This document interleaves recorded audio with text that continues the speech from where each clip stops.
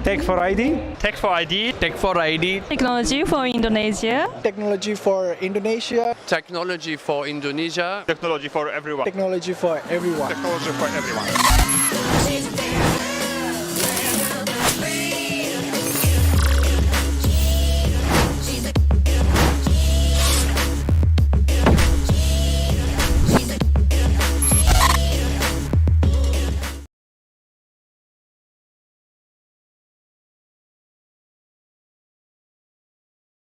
Hello everyone, Assalamualaikum. How are you guys?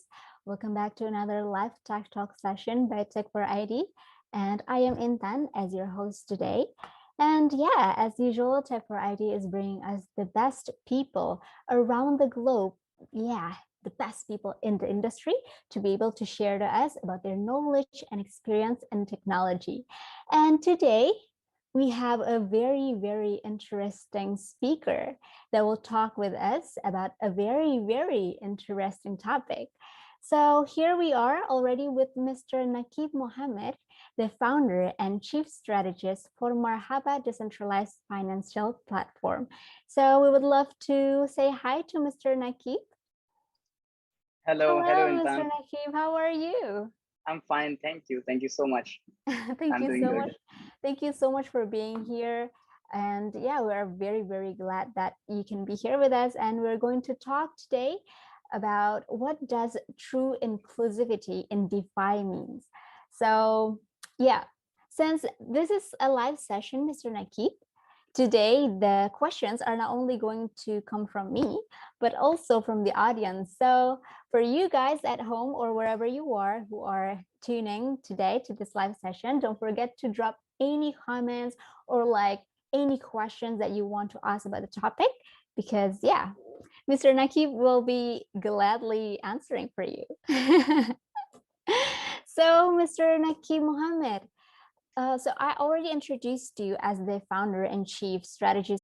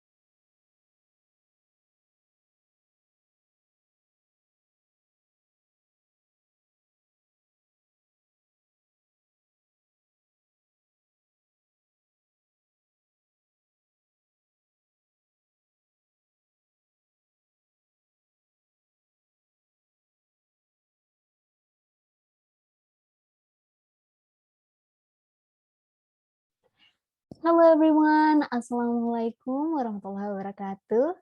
So I am Intan and welcome back to another live Tech Talk session by Techfor ID. As usual, Techfor ID is bringing us the best people in the market, in the industry, to be able to share to us about technology. And today we are already with our amazing speaker here, Mr. Naquib Mohammed. He is the founder and chief strategist for Marhaba Decentralized Financial Platform. And today we are going to talk about what does true inclusivity in DeFi mean. So we would love to say hi to Mr. Naquib Mohammed. Hello, Mr. Naquib. Hello, Intan. How are you, sir? I'm fine, absolutely. Thank you.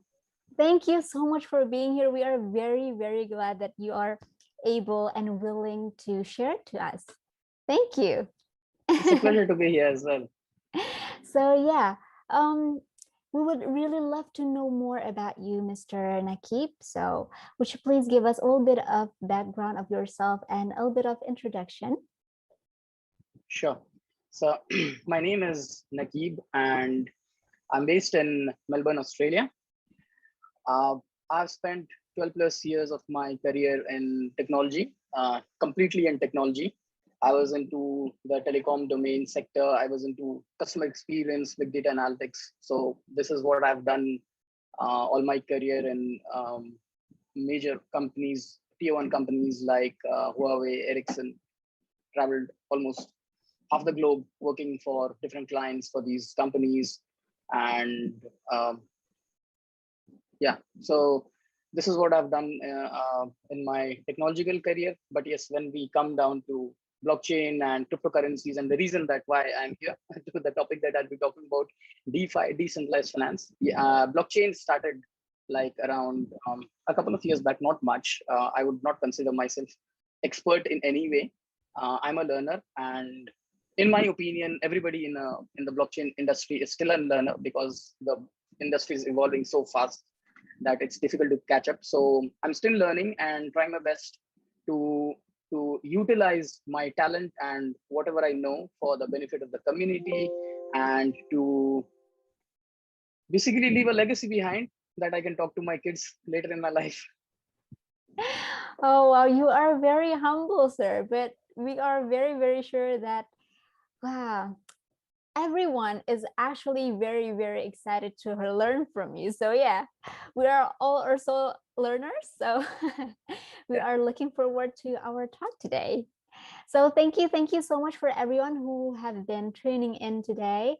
So if you guys have any questions, don't forget to drop some comments below because we will read your questions. And of course, Mr. Naquib will be happily answering for you. So shall we start our discussion today? Bismillah. Okay, Bismillahirrahmanirrahim. So we should start with some definition of decentralized finance. Would you please give us a little bit of a picture of what it is in general? Okay, decentralized finance, as the name itself denotes, is bringing the financial services and products that exists in the current ecosystem today and making it decentralized. I mean, for example, the banks. You go to a bank, you walk down to a bank, and you apply for a loan. So it's at the discretion of the banking officials to grant you a loan based on certain criteria. They check your background, they do KYC, and probably if a bank manager doesn't like you personally because you did something wrong to him in the traffic a few weeks back, he has all the power to even deny you the loan. So I mean, this is a very simple example of a centralized power. But yes, if you go on a global scale, the banking systems are the financial systems is centralized as we know it. I won't go back to the history where like how the banks failed and why Bitcoin came, because you know Bitcoin in itself is decentralized.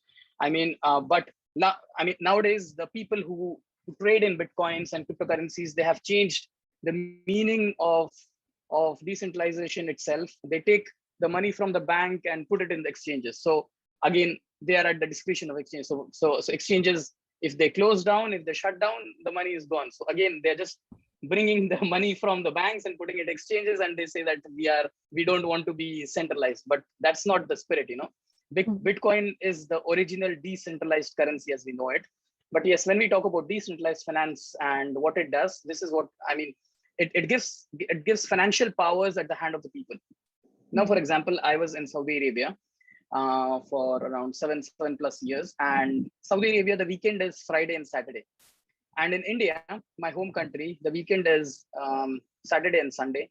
So if somebody at home needs money and he calls me on a Friday saying that I need money, Naquib, please send some money to me, and I initiate this transfer. So Friday is a banking holiday in India, in Saudi Arabia. It's a weekend. So I initiate the money, it's there. Friday, nothing happens. Saturday, nothing happens. Sunday, the banks open in Saudi Arabia, but some banks are closed in India. So the money that I sent on Friday, it reaches on Monday. Okay. So I cannot send my own money to my own people at my own wish. So this is the limitation of centralized financial systems. But when you transact using decentralized means, you are in control of your own money. And obviously, I mean, the fees, the transaction fees, the exchange fees, all this is there. I mean, even in usual cryptocurrency, in usual fiat systems, there are ways and innovations to decrease that. And there are ways to decrease the transaction time, decrease it. I won't go into that. But yes, in basic sense, what decentralized finance does is gives the financial power at the hands of the user himself. All right, that is very interesting. Yeah. And also, since we are also talking about inclusivity, right? What is inclusivity in finance? Inclusivity in finance or inclusivity in any sector is the same thing. It is a way in which you create a platform or a system or an ecosystem where everybody is welcome. Everybody feels a sense of ownership and sense of inclusiveness where they are. Now, for example, because we are talking within the boundaries of DeFi and within the boundaries of cryptocurrency and blockchain, that's the topic of this session. So if I talk about DeFi and inclusiveness in DeFi, so it will again go back to the same discussion, like why the project Marhaba Decentralized Finance that I'm working on started. So when I was working on a few other DeFi solutions, I noticed that being a Muslim, there are a lot of concerns that contradicts my faith and that contradicts my principles. And even if a person from a non-Muslim background, he looks into it from an ethical point of view, there are a lot of things like the high interest and all. It's not ethical. I mean, at least personally, it's not ethical to me. You and me might have different views on what really ethics means, but because I'm talking and I'm giving my own views regarding it. So I personally did not like it, and especially when I'm talking about faith-based ethics in finance, in DeFi, I used to see, because it took me a lot of time to get into the use case of blockchain that is related to cryptocurrency. Blockchain itself is a technology, and cryptocurrencies is just one use case on the blockchain. There are plenty of use cases that are already running on the blockchain. There are plenty of use cases that are coming every day based on the innovations and creativity of technologists around. For example, I was watching one of your shows where Olga was talking about NFTs. So that is so that's a very interesting use case that she came about, and she because for her, she's from that area, she feels that this use case fulfills her requirement.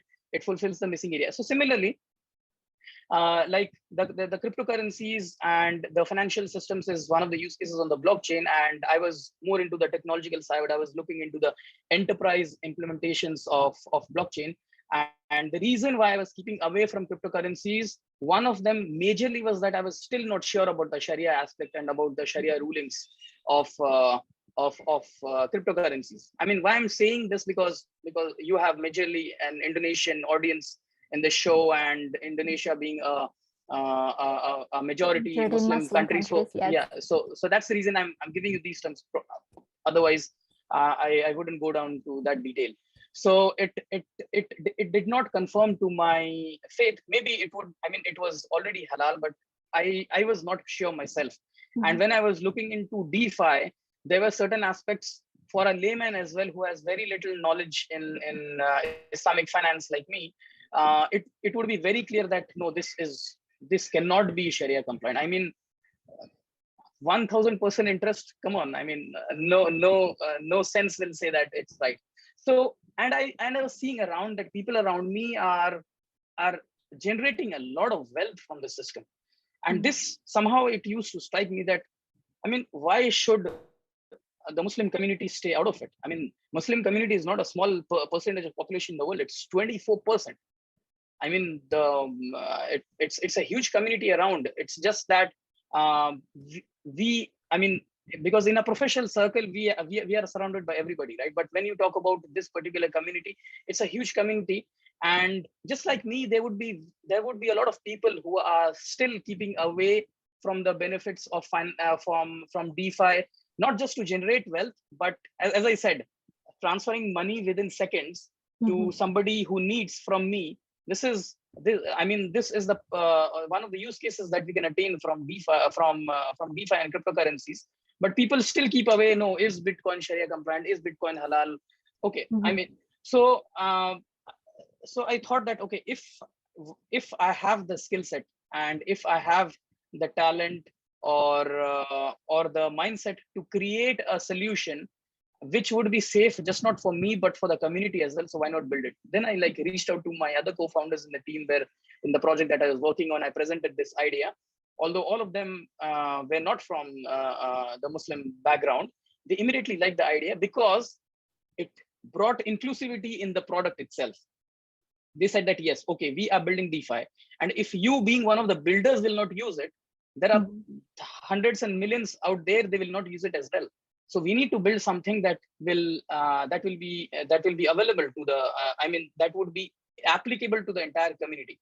So that is where Marhaba was born. It was initially not named as Marhaba. I mean, because we had some test names that gradually we finalized the name Marhaba, and that is where the project finalized. But then going forward, we had conflicts with the existing ecosystem and the Sharia compliant ecosystem. And we also got feedback from the community as well as from independent scholars and researchers around that it would be better that the platform separate and the Marhaba platform itself becomes an all-inclusive platform. So then Marhaba became a standalone project. I moved entirely to Marhaba to giving my focus. I took it full time. And this is where the project was born, and we started working on solutions and ideas which would be innovative at the same time, plus give the trust of compliance to the Muslim community, so that just not Muslims, but people who are not Muslims, which is the major part of the population, they should see some value from this platform. Not that, okay, this is a Muslim solution only, there's an Islamic DeFi, okay, it's just for the Muslims, it's not for us. This was never the intention. It will never be the intention. The intention is to create an all-inclusive and innovative solution that will focus on innovation as the time passes, but it would be for the entire community. And this is what true inclusiveness means. Ooh, I like the spirit. We all like the spirit. Yeah. All right. So you have been explaining to us a bit about the lacking or the things that are being solved in DeFi, right?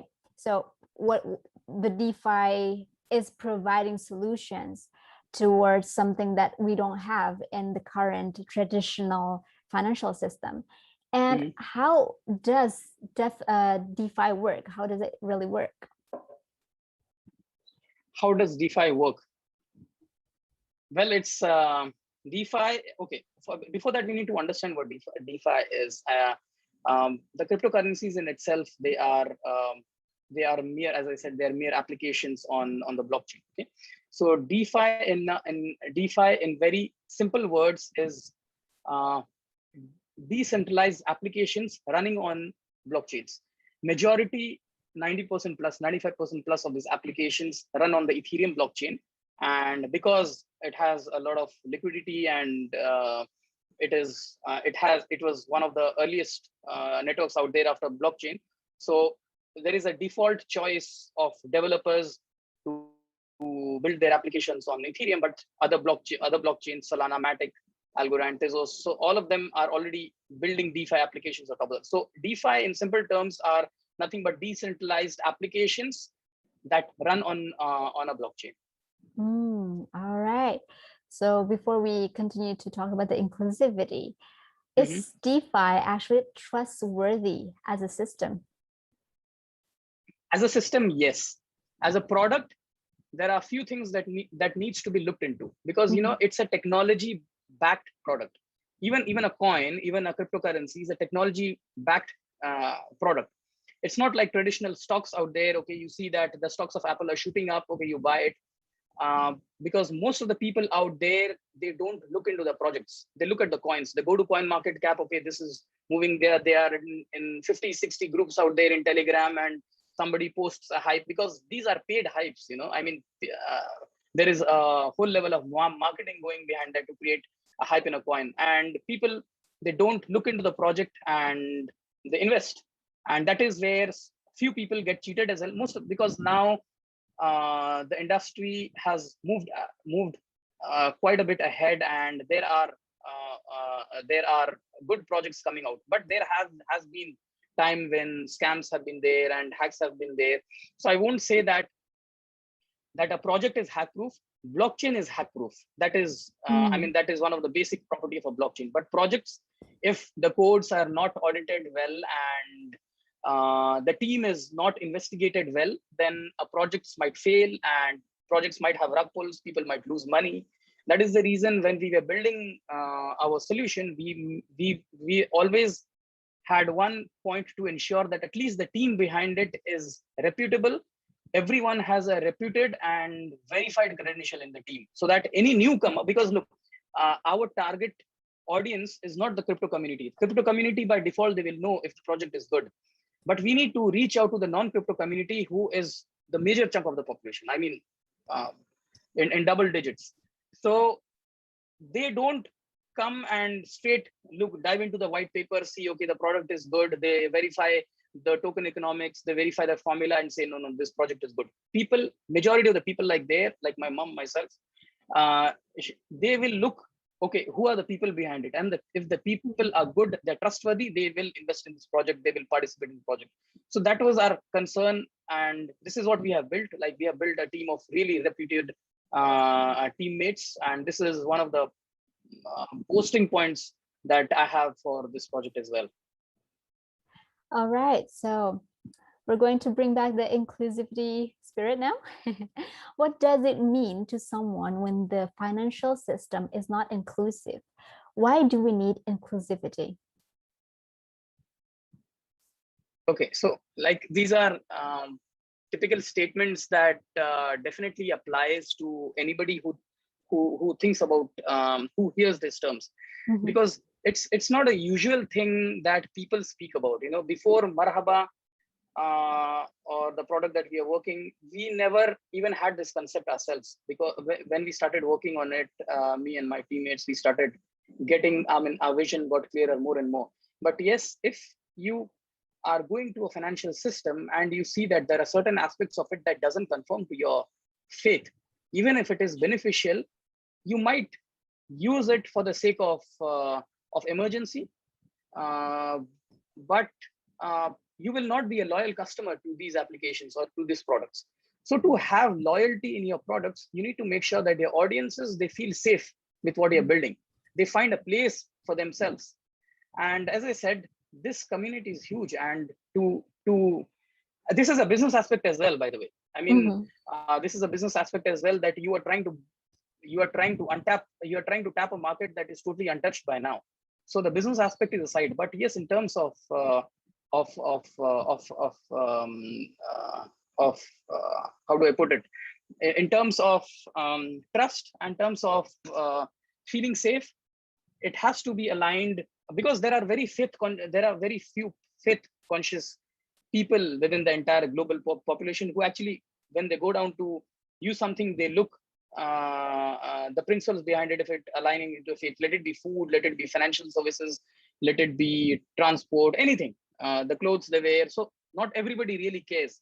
Even when I say Muslim community, I won't say that everybody is actually verifies these things, but I can be optimistic, right? So that's the reason when I say 24%, I include the 100% community, but maybe it's not 100% anymore. But but if I bring something to them, at least I can say that this is for you.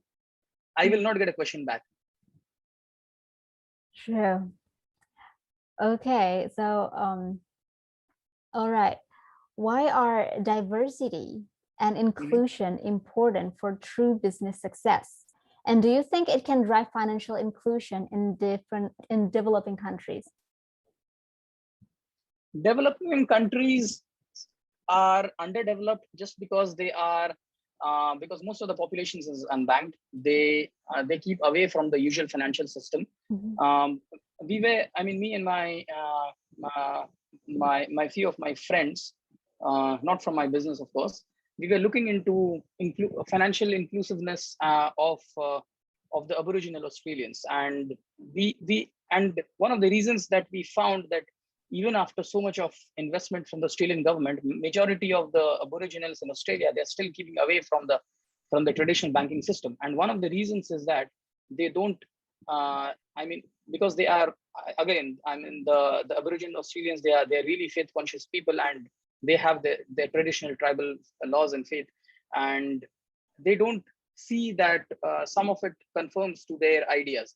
So they don't, even if you as the government, you invest a lot of money to bring inclusiveness for them in terms of social and financial, they don't accept it. So the planning or the modulation has to be done in such a way that whoever you're presenting to, it has to be aligned to what they need, not what you want to give them. So this is very important, as why diversity is important when you are building such applications, because you cannot build a common ground or a common platform for everybody, right? People have different wants and different values. I'm not talking about just the financial platform, but I'm talking about anything that you build for a global community. And that is the reason, like most of the people out there, they don't accept the mainstream advancement that is coming out on a daily basis. That is very interesting. So if we cannot really make like one system that fits all, for example, right? How do we bring this inclusivity to like each communities? Okay, so to bring inclusiveness to, if you're talking about financial, let's stick to the financial topic. So if you're talking about financial inclusion, obviously, then you need to have this research, and need to have a thorough understanding of what each community needs, and you build a specific application for them, or you build such a modular framework which would be pluggable so that people take what they need from it. And it has to be robust enough that that it benefits to them the way it benefits to the entire system. So to build an all-inclusive solution, you need to inculcate all these faith-based topics, because we were doing this research when building up our solution. We noticed that UN has categorized ethical finance into 7 categories, and faith-based finance is, by the way, one of the very important category. I won't say that Islamic finance is the only faith-based finance out there. There are other religions as well who have their own financial laws and principles that govern them, their day-to-day structure. But talking on a general level, people might disagree to what I say next, but on a general level, when you talk about faith-based finance, it usually denotes to Islamic finance. So this is what we are starting with, but going forward, we will explore, we will look. I don't say that this is in the vision or the plan, but we might go ahead in building something which would promote true participation finance. You know, in Turkey, Islamic finance is by default it's termed as participation finance. So and because there is a huge population in Turkey that is Muslim and non-Muslim as well, so they cannot promote the finance, Islamic finance as Islamic finance. Otherwise, people will not accept it. So they term it as participation finance. So going ahead, I'm not sure. Probably I will take a discussion down from this topic to my team that, okay, Intan asked me how it is going to address the other communities, but yes, I need to think about it. Challenging. Yeah. All right. As I said, everybody's learning, right? So exactly. In fact, let me tell you a story. The idea about Marhaba or building up a Sharia compliant platform came from one of my interviews that I was having with a media agency, because they asked me when I was with my co-founder in that call. They said me that, okay, you're in Saudi Arabia, and what does the Middle Eastern community have an opinion about cryptocurrencies and DeFi? That was the time I started thinking, and after that call, the concept was born. Wow. Inspiration comes from everywhere. Yeah. So yeah, for the audience, for you guys who are listening to this conversation right now, if you guys have any comments or whatever, just drop it down below. Because yeah, this is live session, right? So we don't want to waste the opportunity to talk to Mr. Naquib. Okay, so far, does decentralized finance only use cryptocurrency? If it does, is it limited to cryptocurrency? Well, yes. I mean, decentralized finance does mean financial applications running on the blockchains, and if you need to transact, you need to transact with cryptocurrencies. I mean, the answer is yes. I mean, there is nothing more or less to it. Okay, but is it limited to cryptocurrency? I'm not sure I understood your question. What I mean, what's in your mind? I mean, yes, it is limited to cryptocurrencies. Oh, okay. If it's limited, well, that's the answer. Yeah. Yeah. All right. So we have been talking about the inclusivity that is based on people's ethical values, or like their other values that is influenced by their identity, right? What about their, how do you call it, social class, or maybe economical class? Like, how does decentralized finance facilitates inclusivity in that sense? Okay, let me rephrase the question that you asked. Okay, so when we are talking about decentralized finance for the economic class, it's not about inclusivity. It's about bringing financial applications or the financial inclusion to the unbanked. I mean, this is why decentralized finance started.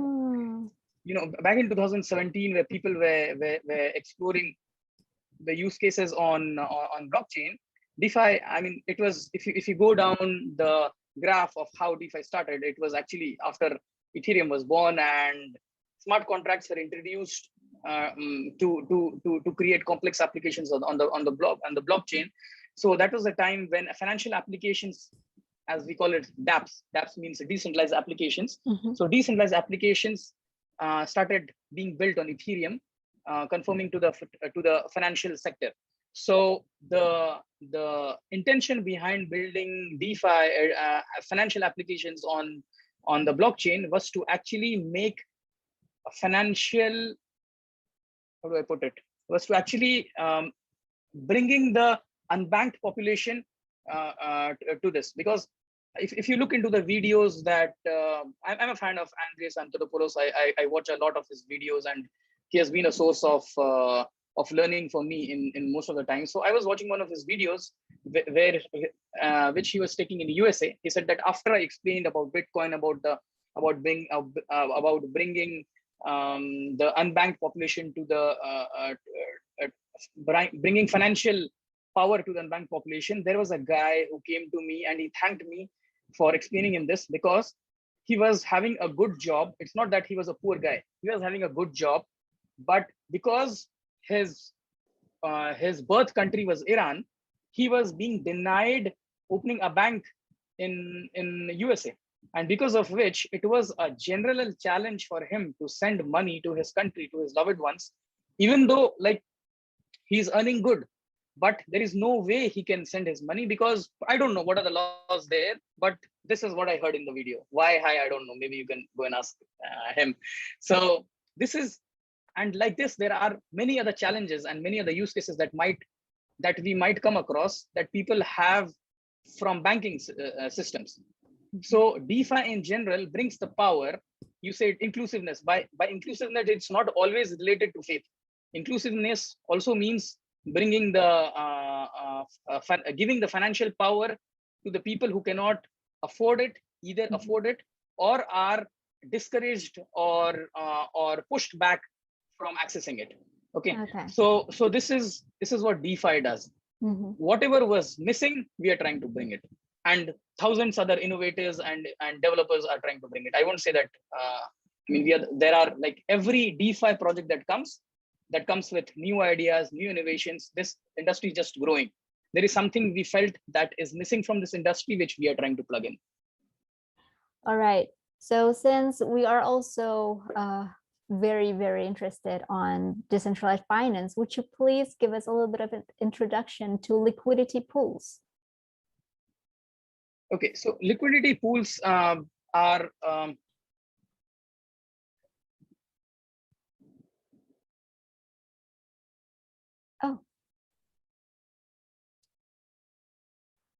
Oh, hold on a second.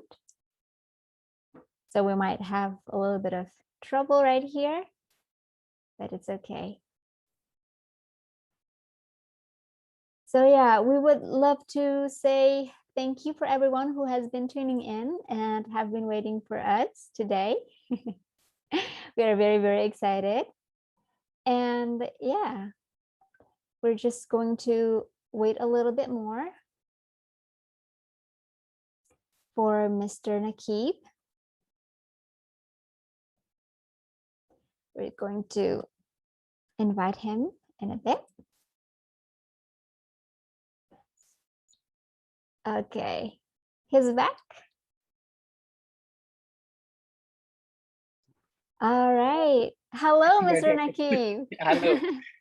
Technology. Exactly. I'm sorry. I'm really it's sorry. All right. It's all right. Where did I drop off?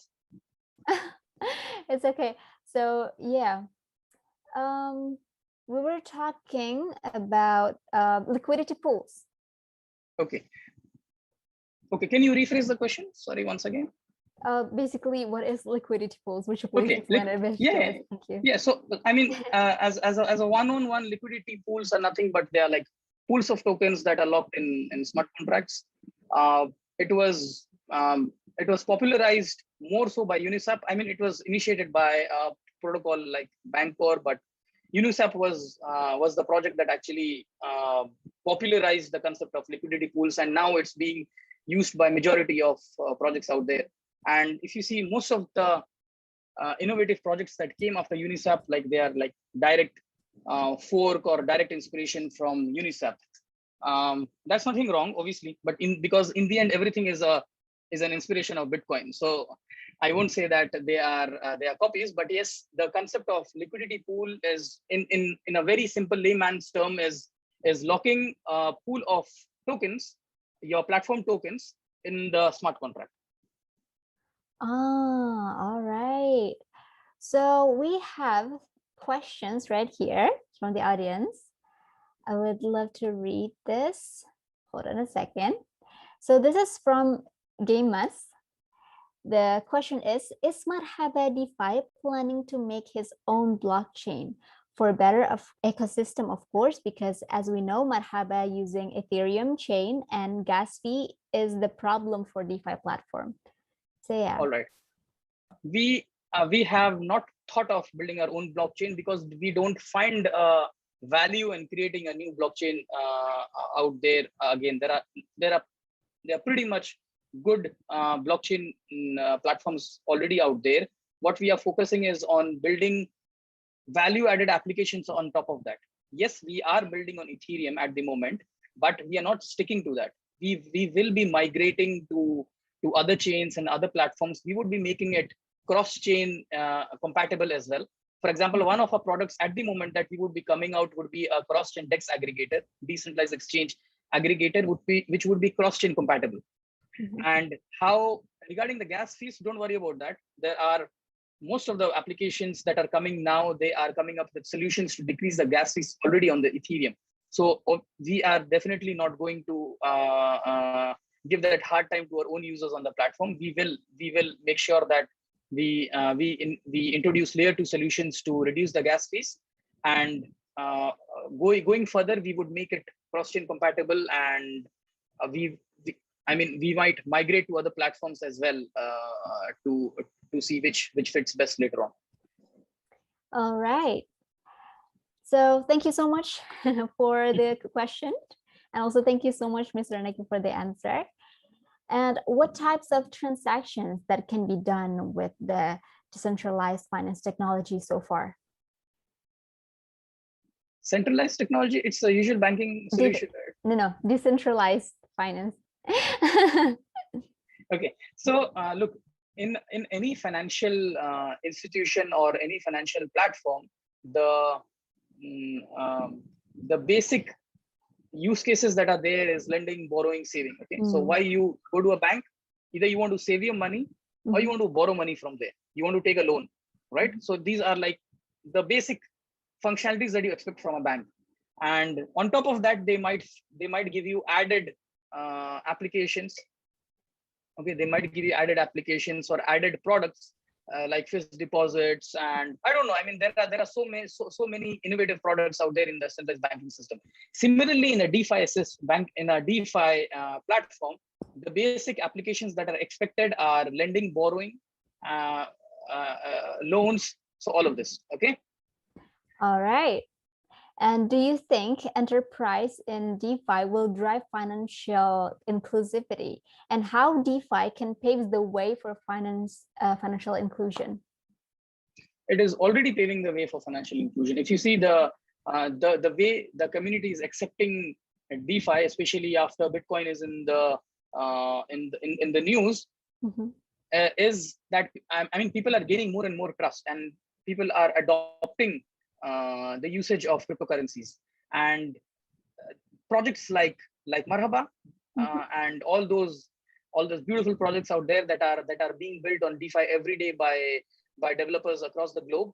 They are playing a very important role in promoting DeFi and making it more and more accessible to ordinary people. And by making it accessible, they're onboarding more and more people onto the platforms, right? So when you understand the benefits from this, you start using it. I mean, for example, when I started learning blockchains, and it took me almost 2 to 3 years to get into the cryptocurrency applications. And when I learned it, I almost moved all my savings from my bank to the blockchain. And I cannot go into further details, but this is, this is what I did. The majority, the only reason being that I travel around a lot, and it is easy for me to liquidate from a blockchain rather than transferring from the bank of one country to the bank of another country, and then losing most of the money in transaction fees. I mean, it's very hectic. For me, it's very important. It's very much accessible, very much easy that my money sits on the blockchain, and no matter wherever I go, I can use it. I just liquidate it. If the systems, if the retailers, they accept cryptocurrency, I pay them in cryptocurrency. If they're not, then I liquidate it into the local currency and I pay them. So it becomes very easy. So with more and more adoption, we try to find our own use cases and our own acceptance mechanisms to it. So besides all the things that you have been explaining, what are the other advantages of DeFi? And also, would you please give us a little bit of like disadvantages maybe of DeFi? All right. So disadvantages, I said, okay, the advantages are a lot. Most of the things we have already spoken. there are a lot of new use cases that bring out more and more points and more and more advantages that the developers create on this field. But disadvantage, as I can say, that the volatility at the moment, that's a huge risk that that also plays in a negative aspect for the newcomers, because the market is still growing and it's such volatile, and that even a tweet from somebody plays a huge role in manipulating the prices. So this actually, I mean, for new users and people who don't understand the market, for them it's a huge risk. Sometimes people get excited. For example, in the 2017 Bitcoin boom, when Bitcoin reached almost 19,700, the highest at that time, there were many people who sold their cars, their houses, everything, and they put money in Bitcoin. And after that, when the prices slumped, it was almost like 4 years, 5 years when the prices got back. So there were many people who lost everything that they had. So this is like, this is due to lack of knowledge, lack of awareness, but at the same time, the market is still growing. And it is very important for the people to be aware and to be knowledgeable in what they are doing. As I said, it's a technology-backed system. So understanding the technology, how it works, is very important.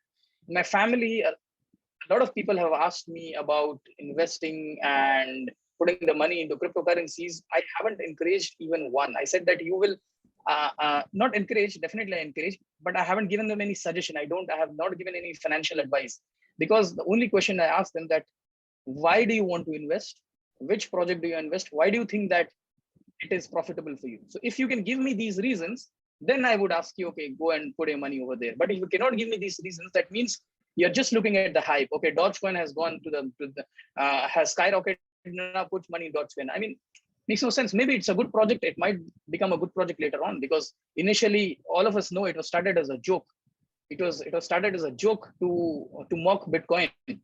And nowadays there are a lot of utilities that have come on, like SpaceX is saying that it will start accepting payments in Dogecoin. So utilities are being built right now. Maybe it will grow in the later stage. But to benefit from any DeFi project, you must understand the technology and the potential of the project before getting into it, and only then will you be able to successfully take advantages from it. And disadvantage, as I said, there are rug pulls, there are scams. It's just lack of awareness. But the blockchain in itself is foolproof. All right. So would you please give us some examples of successful DeFi system in facilitating inclusivity? Well, Marhaba is one of it, definitely. So do you have like any other stories? Well, there are a few of my favorite projects out there, yes, but I don't think it's, I mean, the time can permit to explain more about them. But yes, at the moment, I would encourage people to look more into Marhaba and understand Marhaba. And as I said, this is not a financial advice. I don't encourage you to invest in Marhaba, but look into the project, understand what the project is doing, try to understand the vision. And if you like it, then definitely support the project, because the vision is something totally different from the mainstream. I mean, this is a invitation to everybody who is listening to this video. All right. So this question is for people who are new into DeFi, right? So how does a person access DeFi? Very, very good question, and very important question, because this is what we have been working on in our own platform as well. So now, for example, I go to my mom and I tell her that I mean, Bitcoin is very good, and please put your money into Bitcoin. And she asked me, okay, how do I do it? I said that, okay, go to Binance and buy.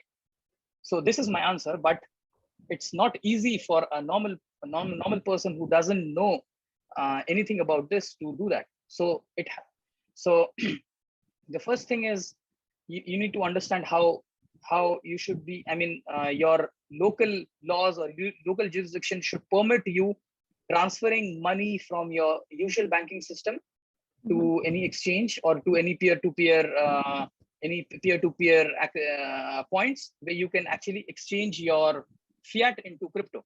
And from there, you look into good projects, you go to Uniswap or you go to any other decentralized exchange, and then you invest or you start accessing any decentralized financial projects out there. So like the roadmap is this. But then again, it depends on how easy or how innovative a project is to invite the non-crypto community to use those applications on the platform. Mm-hmm. So this is another confirming question, right? Because you mentioned before about if any company that is giving their service or like anything that they sell are allowing us to pay in cryptocurrency, you will do that, right? So is DeFi applicable for tangible assets, not only digital assets? For sure. I'm talking to you from my laptop, which I bought it in Dubai 1.5 months back, Ethereum. All right. And this phone as well. I bought my laptop, my phone, and my mouse, and a coffee machine. All of this was bought in Ethereum. Probably my friend who is watching this video might know what I'm talking about. All right. So yeah, for everyone who's watching this, it is it has a lot of. This is adoption, right? Otherwise, everything is virtual. The real benefit is that is the intention, right? That is the roadmap of how this should move. That you should be able to buy and transact with real world goods with your cryptocurrency. Indeed. Yeah, I mean, you go and buy a dozen of bananas and you pay that with MHB tokens. Yeah. So if that is how it should move. Otherwise, you just play around transacting and increasing your wealth, and you are never able to use it for fulfilling your real world needs. Then I don't think that it has any value. You just see the numbers going up and down on the screen. True. I totally agree with you. So yeah, with the unique traits of DeFi that can challenge the traditional financial system, how do you see it transform the society? Can you repeat that again? So with the unique traits of DeFi that can challenge the traditional financial system, how do you see it transform the society? Okay, see, we must realize that whatever we are building, we are actually the decentralized financial applications that are being built and the projects that are being built. It's almost an open war against the centralized banking system. Yeah. Okay, and that is the reason you see that there is so much of resistance from these organizations related to cryptocurrency based projects, and to stop you from using it. The systems are saying that, okay, you want to use crypto, we will give you our own crypto. So that is the reason you're coming up with CBDCs. For me personally, I see the reason why CBDCs are coming so that they stop you from using Bitcoin, Ethereum, and other cryptocurrencies. This is the message that they are giving. The systems are giving you. But yes, when you start using it, there is a gradual change in the society, and that's the reason. There are people who are realizing this. They are staying ahead. El Salvador has made Bitcoin a legal tender because it sees that there is a progress that the country will have it. This is one of the greatest use cases that we can discuss today. That they see. If you see the calculations that Naquib Mohammed has done, the president of El Salvador has done, that if even 25% of if 25% of he said that if Bitcoin is made a legal tender, the GDP of El Salvador will go up to 24%. So this, the people are realizing it, and whoever accepts it, they will go ahead, and people are being empowered. It's all about empowering yourself through these applications. So do you think the economy will someday fully shift to DeFi, and will it be up to port? No. Wow. No. All right. Which please elaborate that. That's the fact. That's a fact. We have to accept it. That's a fact. All right. But like, will it actually be like up to par to the traditional centralized finance? What do you think? It would be better for sure. Ah. It would be better for sure. But we have a long way to go. Yes. Mhm. Okay, so what challenges that the DeFi community face right now to promote the shift to DeFi? Challenges, look, everybody, every type of people inside this industry have their own challenges. The developers have their own challenges, the projects have their own challenges. But somehow I feel that there is not much hurdle in going up with DeFi, because DeFi doesn't directly interfere with the local jurisdictions, because there is no KYC done and you don't hold any funds. I mean, that is the definition. No, that is not the definition. That is what is intended from DeFi, that you cannot control people on your platform. I mean, you don't do their KYC. So if you do their KYC, that means you have a power to stop them. You know that, okay, this guy is from such and such background and I have a bad history with him. No, I will not allow him to onboard to my platform. So DeFi does not do KYC. DeFi doesn't hold your funds. DeFi cannot stop you from transacting.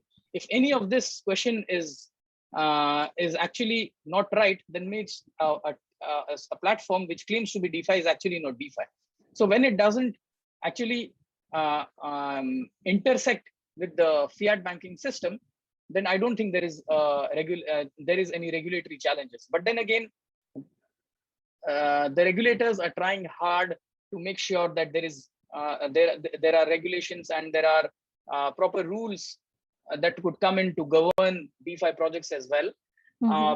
I mean, the projects have to be transparent enough that if there is something, they should accept it. I mean, I'm not against regulations for sure. I mean, if I have to, if I'm looking at general adoption, I cannot have adoption without conforming to the laws of the land. I mean, that's not possible. So I won't say that I'm with my project, I'm waging a war against the government authorities or the regulators.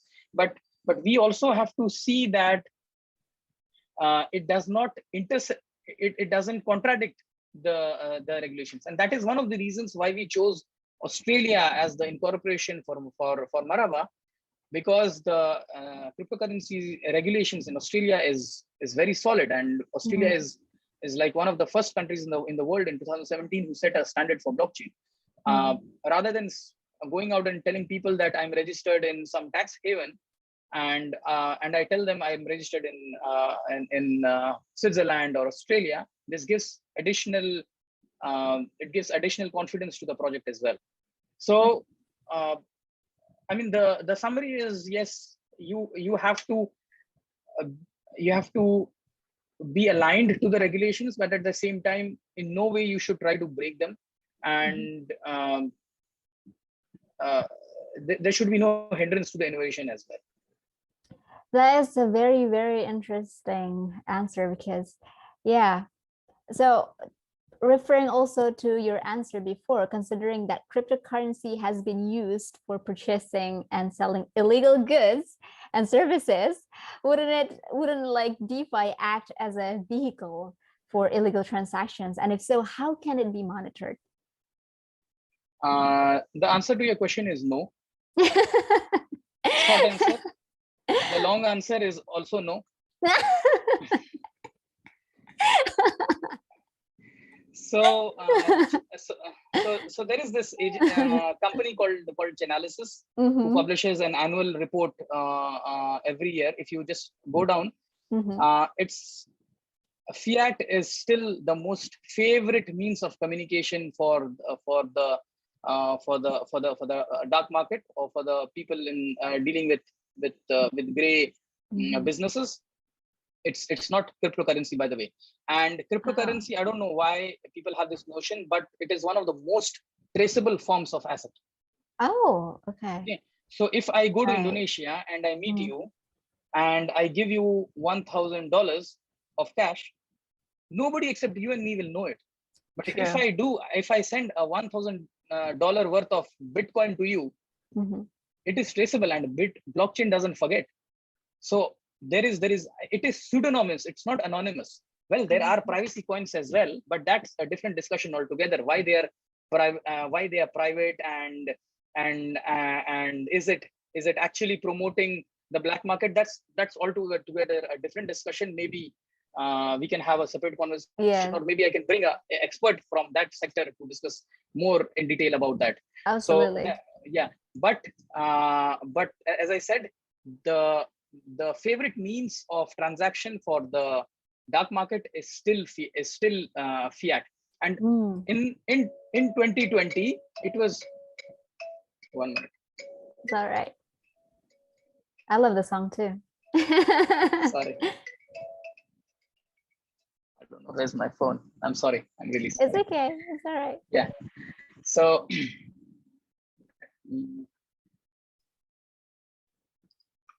yeah. So in 2020 and 2021, the report that was published, it was only like 1% of cryptocurrency was used for in the dark market. Okay, I won't say it's zero. And why it is 1%? You cannot. I mean, everything is used for right and wrong, but cryptocurrency does not promote dark trade. It does not encourage dark trade. No, definitely not. And if you see, like, I think it's a 2-week-old news where a group of countries, they got together in busting the biggest dark market going on in around the world. It was all done in fiat. Not even a single dollar worth of cryptocurrency was used in that. Where I think the FBI had sold monitored phones to the drug market to track them. I don't know the detailed news, but the summary is not even a dollar worth of cryptocurrency was used in that. It was all done in fiat, because it's proofless. There's no track. There's no trace. All right, so this turns out to be a clarification. That's cool. Yeah. And okay, so what is the common position of governments globally regarding DeFi? DeFi, look, cryptocurrency in general, the governments have started talking about it. I mean, there is not even a single government in the world who is not working on CBDC or not researching about CBDC. CBDC centrally banked digital currencies, the fiat cryptocurrency that I just mentioned in my previous topic. But when you're talking about DeFi in general has nothing to do with the government. As I said, it has nothing to do with the government, because DeFi in general doesn't contradict to any laws of the land. We don't deal, the DeFi projects, they don't deal with the customer funds. They don't hold custody. They don't hold customer identities. They don't hold anything. So it is totally non-custodial. Even the wallets that people use on the phones are non-custodial wallets. So it's all with the user himself. So there is no interaction, or there is no contradiction with the governments out there. All right.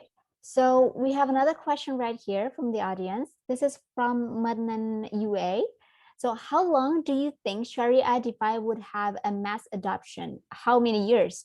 BTC itself is still a luxury item that only an early investor able to invest in it. Yes, so BTC is gradually turning into an institutional asset. I mean, obviously, a poor man like me cannot afford $60,000 in buying a Bitcoin. And Bitcoin in general has certain technological challenges as well related to the transaction time and the confirmation times. So in my personal opinion, I may be wrong, because there are, I'm, as I said in my beginning, in my first, I'm not an expert, but in my humble opinion, the adoption related to cryptocurrencies would be related to the altcoins, not to Bitcoin. So Bitcoin would be like an institutional asset, a storage of value, but in retail transactions, it would be mostly altcoins, Ethereum and other cryptocurrencies. This would be. But yes, how much would Sharia DeFi take time to? I don't know which project he's actually talking about. I can assume, be optimistic that he's talking about Marhaba, because Marhaba is actually the first Sharia DeFi project out there. I don't know how much time it would take to be adopted by the community. It depends on, I mean, you are the community, so it depends on how well we receive the support and how well we are able to bring the innovation to the market. It totally depends on the innovation and the vision of the team. But cryptocurrencies and projects, that totally depends on market situations, and obviously we need to build a user base around it. Yes. All right. So we are already at the end of our session today. So is there any closing statements, or what is your hope for the people and the development or DeFi, or maybe to the government or anything? No, I don't have the standard of giving any message to the government. there are better and more experienced people out there who can do that. But yes, to the community, I would encourage. All I would say is focus on knowledge and awareness. I mean, first get the knowledge. First, try to understand what blockchain is, what cryptocurrencies are, what projects they do. Even if you're looking into Marhaba, discuss with the team, understand the technology behind it, and then go for being part of the community in any way that you intend. Or any other DeFi projects out there, you need to understand the project before getting into it, and never ever invest in any coin. Invest in projects. People make a mistake by investing in coins. Never invest in coins. So this is all I can say. I mean, this is a very humble suggestion and advice for if anybody wants to take it, that awareness and education are very important in this domain, because this domain is driven by technology. It's not a real world physical asset that you can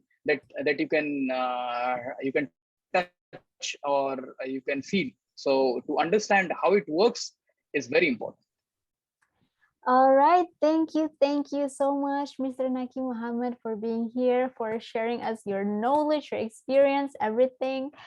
Yeah, and also would love to thank all the audience that has been tuning in today, and thank you so much for the patience of you guys for keeping up with our technical problems today. But yeah, we are very, very glad to have everyone here. And we would love to ask Mr. Naquib Mohammed to also say and mention our tagline. So our tagline is Tech for ID, technology for Indonesia, technology for everyone. Please, sir. Tech for ID, for India, and technology for everyone. Thank you so much, Mr. Naquib Mohammed. Thank you so much for being here. So yeah, we wish you health and abundance and inshallah protection from Allah always. Thank you so much, sir. So we will see you guys in other Tech Talk session. Bye-bye. Assalamualaikum warahmatullahi wabarakatuh. Okay, hold on.